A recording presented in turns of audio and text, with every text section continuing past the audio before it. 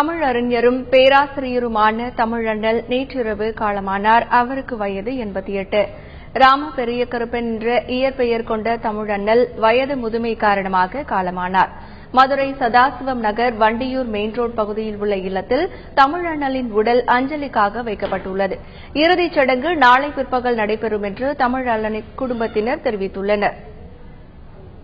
என் தந்தையார் ராம பெரியகருப்பன் தமிழண்ணல் காலமானார். அவர் ஈமக்கிற சடங்கு வியாழக்கிழமை மாலை 3 மணி அளவில் நடைபெறும். அவர் ஒரு பேராசிரியர் மட்டும் இல்லை, தமிழ் மொழி வழிபாட்டு மொழியாக வேண்டும், தமிழ் மொழி ஆட்சி மொழியாக வேண்டும், தமிழ் மொழி பயிற்று மொழியாக வேண்டும் என்பதற்காக இடைவிடாது போராடிய பெருமகன்.